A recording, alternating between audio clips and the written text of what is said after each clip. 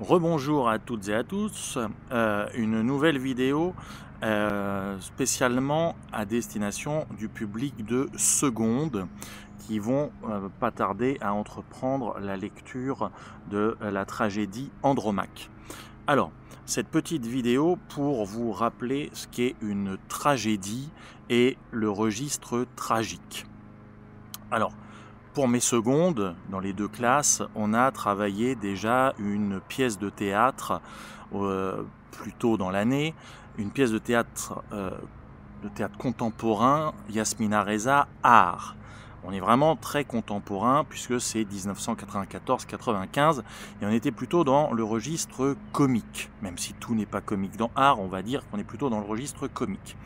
Alors, souvent les élèves disent « oui, les profs nous font étudier des vieux textes, ça a plus de 350 ans, on comprend rien, c'est en vers, quel est l'intérêt déjà à l'époque de Racine, c'est un vieux mythe qui date de l'Antiquité. » Bon, alors on va essayer d'argumenter un petit peu pour expliquer l'intérêt, en quoi c'est intéressant encore de nos jours de lire Andromaque en seconde, ou, bon, plus costaud, Robert Garnier, Hippolyte et la Troade.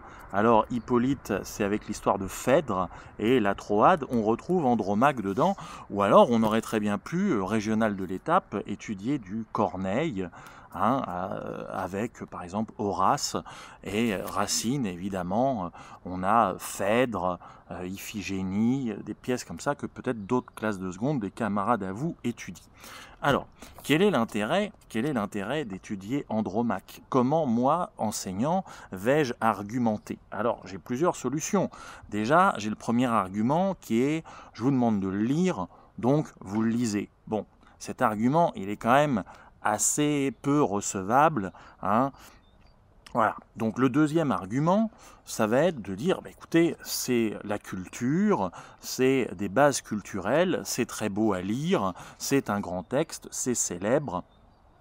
Cet argument, il est quand même nettement plus recevable, mais parfois on peut être hermétique au beau, ou pas le comprendre, ou éprouver des difficultés à le comprendre, car la langue employée par Racine, déjà la forme, on est en vers, le vocabulaire, le lexique, les termes employés, je sais pas, le courroux, les transports, des choses de ce genre, peuvent un petit peu gêner la bonne compréhension. Donc on a beau être faire une lecture attentive, être concentré, être motivé, on peut éprouver des difficultés par rapport au langage, à la langue tout simplement employée par l'auteur et par la forme.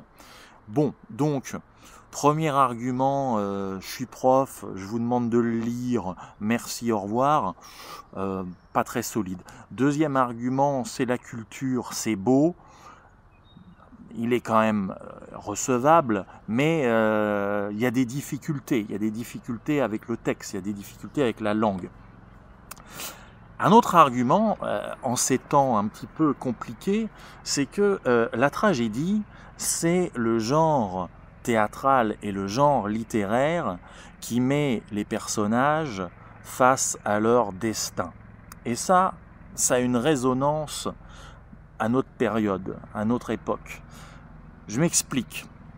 Dans les tragédies, les personnages sont toujours des rois, des princesses, des nobles.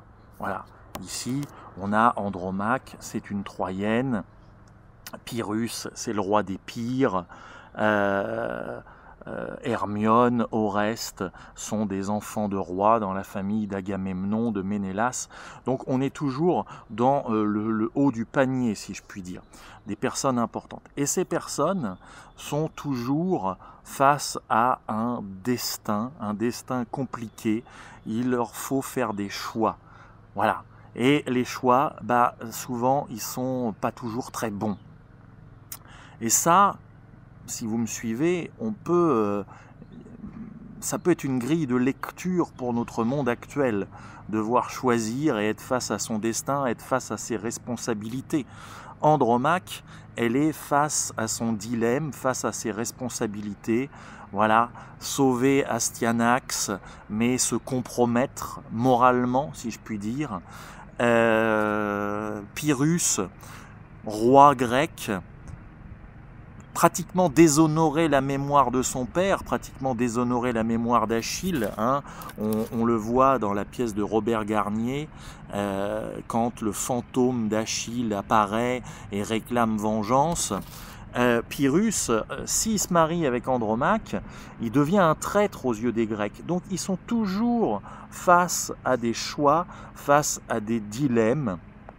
Et ça, c'est un argument solide qui montre que bien que ces pièces aient 350 ans, elles sont modernes.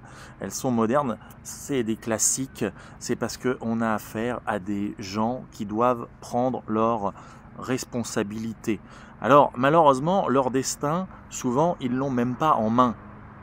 Parce que souvent, il y a une entité supérieure qui les chapeaute et qui tire les ficelles.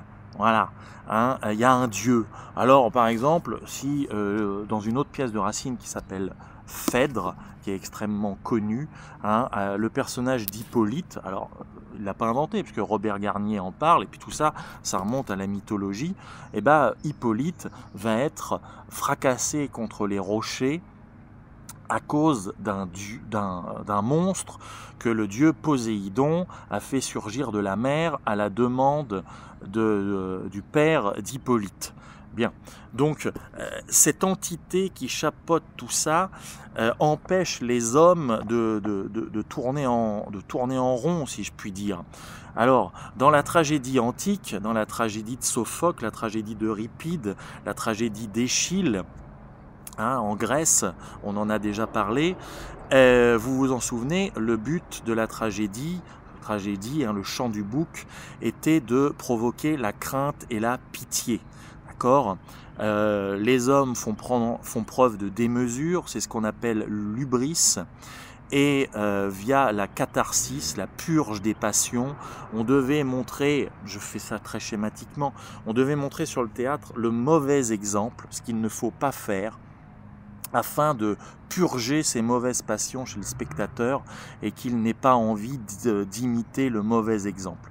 Bon, chez Racine, on est au XVIIe siècle, en France, hein, dans les années 1660-1670, c'est plus provoquer la crainte et la pitié. La tragédie, au contraire, elle doit être édifiante, elle doit être morale, hein, placere et docere, plaire et instruire. Il doit y avoir une leçon, alors une leçon de dignité, une leçon de courage, une leçon de persévérance, une leçon de sacrifice, bref, de haute valeur morale, hein, parce que toutes ces valeurs morales hautes, eh bien, c'est de ça aussi qui, d'une certaine manière, constitue l'idéal classique, l'idéal de l'honnête homme. Alors, voilà, en m'écoutant, on a l'impression que on vise des gens parfaits qui n'ont pas de défauts.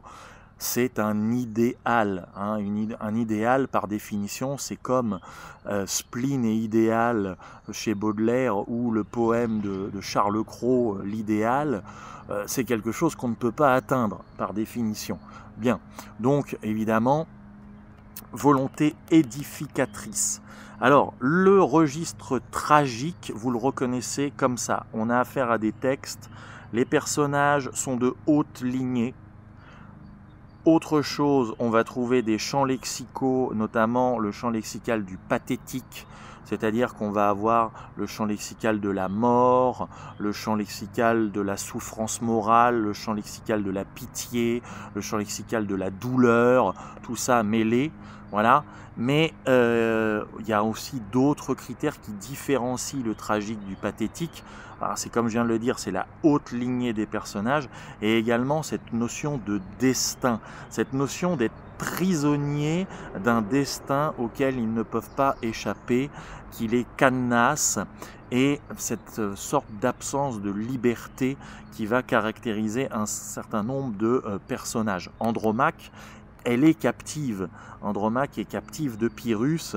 On lui demande de choisir en gros entre la peste et le choléra, la pauvre. Voilà, parce que ce qu'elle aurait aimé, c'était de rester à Troie avec Hector, bien tranquille, hein, dans les murailles. Mais pas de chance, bon, Ulysse a été plus malin et il a créé le cheval. Et les Troyens ont perdu. Bon, voilà. Donc, le dilemme, hein, ça on retrouve très souvent dans le tragique, ce qu'on appelle même le dilemme cornélien, avec Pierre Corneille, hein, régional de l'étape pour nous, notamment par exemple le Cid, vous connaissez. Alors le Cid, c'est une tragicomédie au début, mais dans le Cid, en gros, le dilemme c'est je me venge ou je reste amoureux. Parce que pour Rodrigue, il s'agit d'aller tuer son beau-père. Voilà, donc ça c'est le dilemme. Donc on n'est pas, comme on dirait sur BFM TV, on n'est pas dans du win-win, mais on est plutôt dans du perdant-perdant. Voilà, et ça c'est le registre tragique. J'espère que ce petit préambule vous a donné envie de lire Andromaque.